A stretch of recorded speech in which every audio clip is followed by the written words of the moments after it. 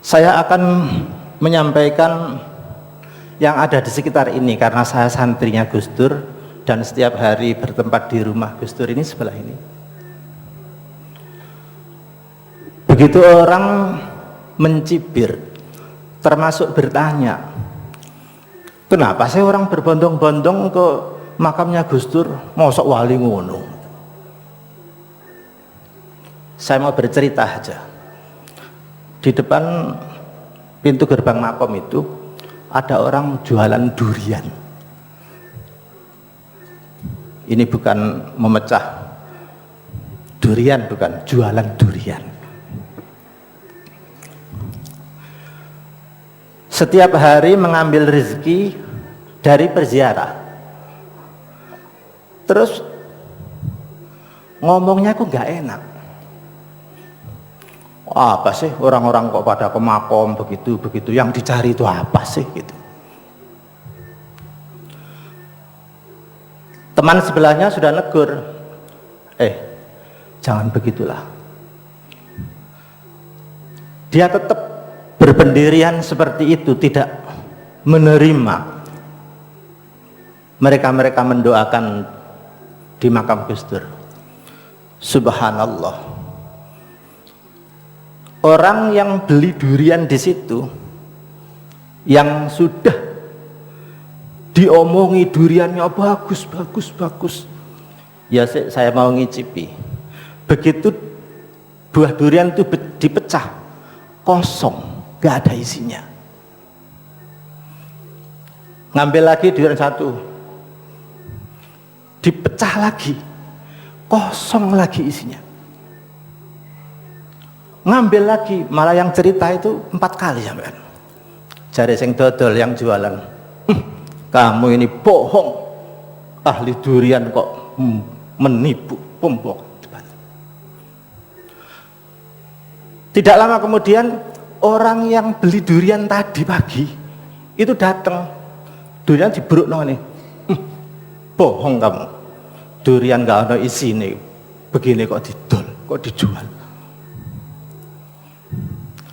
Orang ini baru sadar karena tidak bisa mengendalikan mulutnya, berkata di luar pengetahuannya. Ilmu, keadaan yang di luar pengetahuan kita bukan berarti tidak ada, cuma kita yang terbatas. Sadar, lalu ke sini ambil air wudhu, terus ikut berziarah, tahlilan,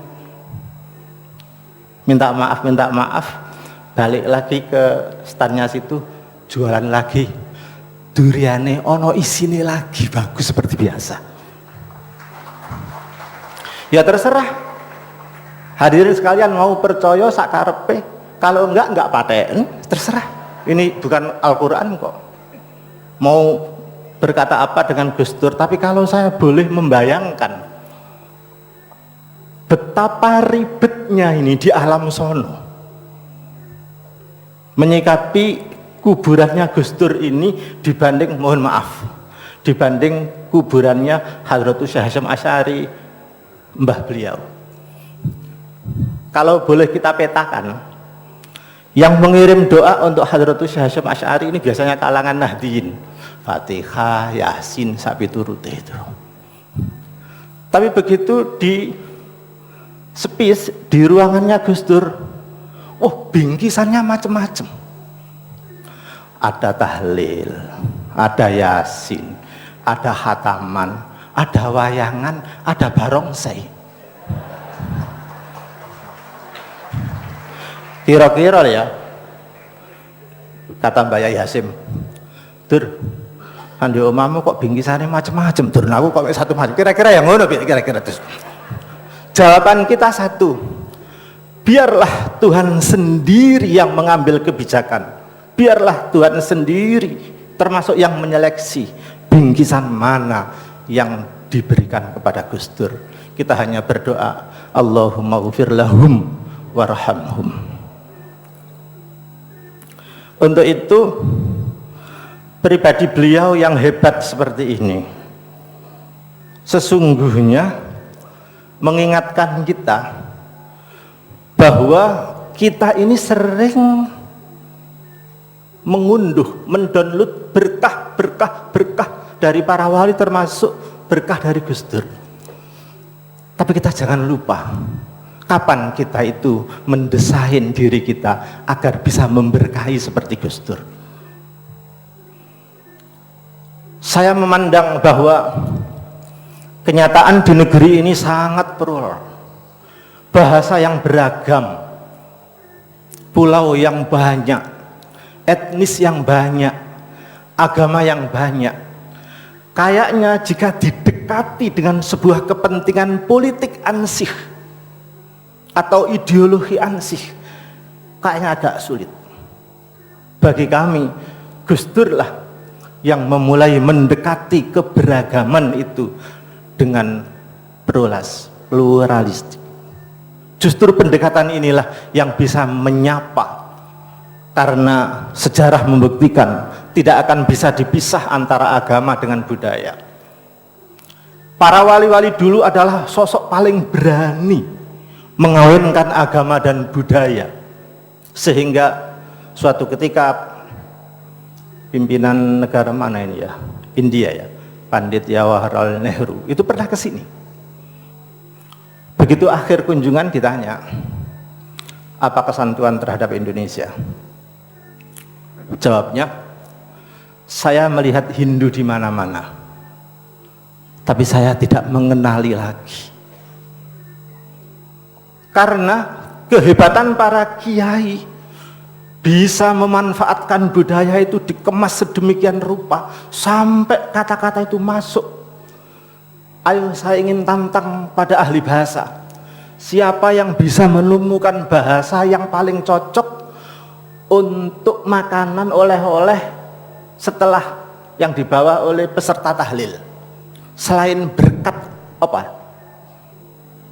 Coba ganti dengan bahasa Indonesia, berkat itu bahasa Indonesia apa? Bahasa Jawanya juga apa? Tapi begitu berkat, paduannya ini ada religius, ada lain-lain, ada keberkahan. Sampai di undang-undang kita berkat masuk di situ.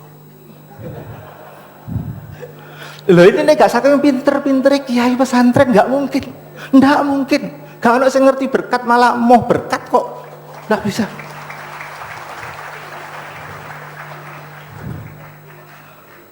Untuk itu, maaf Bu Nyai, dengan seizin Bu Nyai, yang Gus Dur mau bersyair ilahi lastu tadi itu, syair Imamuna Abu Nuwas. Nyun saya Bu Nyai nggih. Syair itu merepotkan Tuhan. Gusti Allah lo bingung ngadepi syair iku. Iki uang kok angel menjalukane. Ilahi lastu lil firdausi ahla. Gusti kula iki gak potongan mlebu swarga. Tapi di sisi lain kate dilebok neraka. Wala aqwa ala naharil jahim. Tapi mlebu neraka cetek-cetekan kula gak kuat. Jare pangeran, terus ndi endi kon iki terus. Iki kok repoti. Itu ada sarahnya kan itu. Persoalannya bukan itu, adalah sebuah ketawaduan penyair. Gus Dur yang tawadhu, yang mempunyai idiom gitu aja kok repot. Saya kira malaikat dengan idiom ini nggak akan berani menanya Gus Dur, sudahlah begitu aja kok repot. Saya kira itu sudah cukup itu.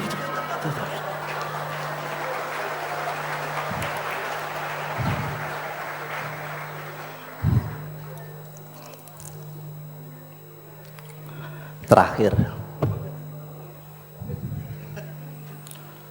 dunia itu bukan tempat kita. Saya ulangi lagi, dunia ini bukan tempat kita. Ini tempat kita. Terserah Bapak dulu, Ibu-ibu duluan, atau Bapak Presiden yang belakangan, atau dibalik, Bapak Presiden yang belakangan, Bapak Ibu yang duluan, silakanlah. Dan calon mayit ini, maaf, calon yang pasti jadi, tanpa pasang baliho, tanpa kampanye, pasti jadi. Udah, pasti.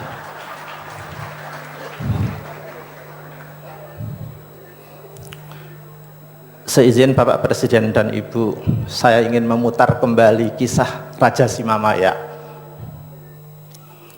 Dulu di sebuah kerajaan Simamaya, rajanya meninggal dan semua orang berkabung, ada yang karangan bunga dan begini. Bahkan anak-anaknya, mohon maaf, itu sudah membuat program ingin mewarisi ini. Bahkan pejabat di bawahnya memang kelihatannya mengirim bunga duka cita, aslinya itu seneng, gak mati, gak munggah gitu, seperti itu. Itu ada di dalam hati. Kecuali satu, selirnya yang tidak mau terlibat itu, justru di setiap hari pergi ke makam sambil membawa kipas. Pagi kuburan suaminya dikipasi, pulang lagi siang, sore lagi dikipasi lagi, besok lagi dikipasi lagi, datang.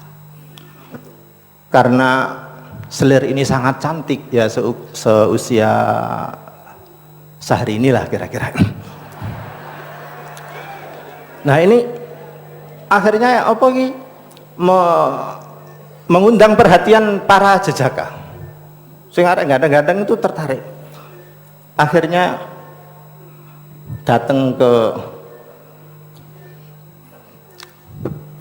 selir tadi dan membisik, Mbak itu cantik, masih muda, buat apa sih ditangisi, dikipas-kipas kayak begini? Sudahlah, yang ganteng-ganteng, yang cakep-cakep, yang pangkat-pangkat banyak. Mulai ngerayu. Apa jawaban selir ini? Mas, saya ini nuruti tradisi orang-orang tua kita, wasiat mbah-mbah kita, bahwa seseorang yang ditinggal mati suaminya itu tidak boleh nikah lagi selama tanah kuburan masih basah, tidak boleh menikah lagi. Lah berhubung ini musim hujan, tak tunggu-tunggu kok nggak kering-kering, makanya tak kipas-kipasi ini biar cepat kering loh gitu loh.